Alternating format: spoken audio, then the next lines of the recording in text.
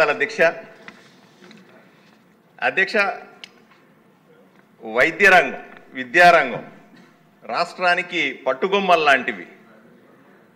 విద్యారంగాన్ని పునర్నిర్మించాలా, సమూల మార్పులు తీసుకురావాలనుకునేటువంటి దానికి కంకణం కట్టినటువంటి మంత్రి లోకేష్ గారికి ప్రత్యేకంగా అభినందన తెలియజేస్తా ఉన్నాను. ఎందుకంటే తరగతుల విలీనం పేరు మీద జీవో 117 పేరు మీద 587 పాఠశాలలు 1365 ఏడేడు పాఠశాలలు రాష్ట్రంలో మూతపడితే సుమారుగా 12 లక్షల మంది పిల్లలు ప్రభుత్వ పాఠశాలను వదిలిపెట్టి ప్రైవేటు పాఠశాలలకు వెళ్ళిన విషయాన్ని స్పష్టంగా మన కళ్ళ ముందు అంకెలు చెబుతా ఉన్నాయి అధ్యక్ష.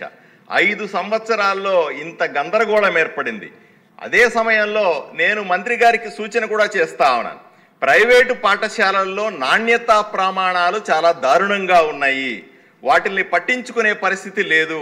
ప్రైవేటు స్కూళ్ళలో పిల్లలను చదివించాలంటే వేలకు వేల డబ్బులు, లక్షల రూపాయలు ఖర్చు పెట్టాల్సిన దుస్థితి ఆంధ్ర రాష్ట్రంలో ఉన్న మధ్యతరగతి పేద తరగతి ప్రజలకు వస్తూ ఉంది. అప్పుల పాలైపోతున్న తల్లిదండ్రులని కాపాడుకోవాల్సిన బాధ్యత కూడా కూటమి ప్రభుత్వం మీద ఉంది అని మంత్రి గారికి తెలియజేస్తా ఉన్నాను. ఎందుకంటే స్కూల్స్ అన్నీ కూడా లాభాపేక్ష లేని సొసైటీల పేరుతో జరుగుతూ ఉంటాయి అధ్యక్ష. కానీ అత్యంత లాభదాయకమైన వ్యాపారం ఏదన్నా ఉందంటే ఈరోజు స్కూళ్ళు కాలేజీలుగా ఆంధ్రప్రదేశ్లో మారింది. అందని ద్రాక్ష పండులాగా తయారయ్యింది విద్య పేదవాళ్లకు అని ఆలోచన చేస్తా ఉన్నాం అధ్యక్ష. ఈ సమయంలో ఈ ప్రైవేటు స్కూళ్ళకి కాలేజీలకి అనుమతి ఇచ్చే సమయంలో 25% సీట్లను పేదవాళ్ళకి ఇస్తాము, ఉచితంగా చదువు చెప్పిస్తామనే నిబంధన కూడా ఉంది అధ్యక్ష. దీని మీద కోర్టు కేసులు కూడా నడుస్తూ ఉన్నాయి.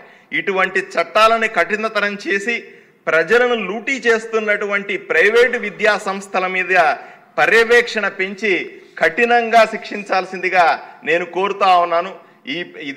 ఏ విధంగా అయితే మనము ప్రభుత్వ స్కూళ్ళు కాలేజీలని సంస్కరించాలని అనుకుంటున్నామో అదే సందర్భంలో విచ్చలవిడిగా తయారైనటువంటి ఈ ప్రైవేటు స్కూళ్ళ విషయంలో కూడా మనము తప్పనిసరిగా పట్టించుకోవాల్సిన అవసరం ఉంది అధ్యక్ష. ఇక్కడ ఒక్క విషయాన్ని నేను చాలా స్పష్టంగా మీకు చెప్పాల్సి ఉంది అధ్యక్ష. నేను ఇప్పుడు మీకు చూపిస్తుంది అధ్యక్ష, ఇది Oxford compact English to English Telugu dictionary. ఇది సప్లై చేసింది గత ప్రభుత్వంలో ఉన్న జగన్మోహన్ రెడ్డి ప్రభుత్వం సప్లై చేసింది. ఈ బుక్నే నేను చూపిస్తాను. 5 సంవత్సరాలు ఈ బుక్నే పిల్లలకందరికీ ఇచ్చారు. వెనకాల జగన్మోహన్ రెడ్డి గారి బొమ్మతో, నవరత్నాల బొమ్మతో ఉంది అధ్యక్ష. దీంట్లో నేను చూస్తూ ఉన్నాను అధ్యక్ష, ఇది 309 పేజ్. ఈ 309 పేజీలో అధ్యక్ష గాడ్ అంటే ఏమిటి, అర్థం ఏమిటి అని దీంట్లో రాయాల్సింది. Dictionary English to Telugu. God అంటే the one spirit that Christians, Jews and Muslims believe made in the world. ఈ విశ్వాసాన్ని సృష్టించాడని ఇస్లాము, క్రైస్తవులు మరియు యూదు మతస్థులు నమ్మే దైవము అని రాసి ఉంది అధ్యక్ష. ఎంత దారుణమో చూడండి అధ్యక్ష. దేవుడు అంటే కేవలం ఇస్లాములు, క్రైస్తవులు, యూదు మతస్థులు నమ్మే ప్రార్థన గాడ్ని గాడ్ అంటారట.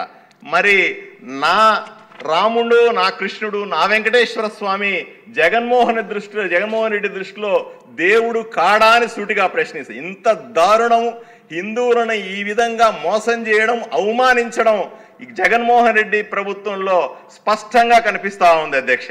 అదే సందర్భంలో మరి మీరేం చేశారండి? అదే సందర్భంలో మొన్ననే మన మంత్రి గారు లోకేష్ బాబు గారు పిలిచినప్పుడు మాకు ఈ డిక్షనరీ కూడా ఇచ్చారండి. ఇది పిల్లలకి ఇవ్వబోతున్నామనే డిక్షనరీ అధ్యక్ష. దీన్ని ఇప్పుడు మనం పిల్లలకి కొత్తగా ఇస్తున్న డిక్షనరీ అధ్యక్ష. దీంట్లో 381 పేజీలో గాడ్ అంటే ఏమిటి అని రాసింది. గాడ్ అంటే the supreme being worshipped in different religious and practices. అంటే దేవుడు సృష్టికర్త, భగవంతుడు అని రాసింది అధ్యక్ష. ఈ విధంగా ఏ విధంగా గత ప్రభుత్వం చేసిన తప్పులని మనం సరిదిద్దే ప్రయత్నం చేస్తున్నాం. చిన్న బిడ్డల దగ్గర నుంచి కూడా మత విశ్వాసాలని దీంట్లో చొప్పించి పరమత సహనాన్ని పెంచడానికి మనం ప్రయత్నం చేస్తూ ఉంటే, ఇంతకుముందు జగన్మోహన్ రెడ్డి ప్రభుత్వంలో చిన్నప్పటి నుంచి ఇతర మతాల మీద ద్వేషం, కేవలం ఒక ఇస్లామునో లేకపోతే క్రిస్టియన్లనో ప్రమోట్ చేసే విధంగా వాళ్ళని గొప్పవాళ్ళుగా చూపించే విధంగా చేసిన ప్రయత్నాన్ని ఈరోజు ప్రజలందరూ కూడా ఈసడించుకుంటున్నారు అధ్యక్ష.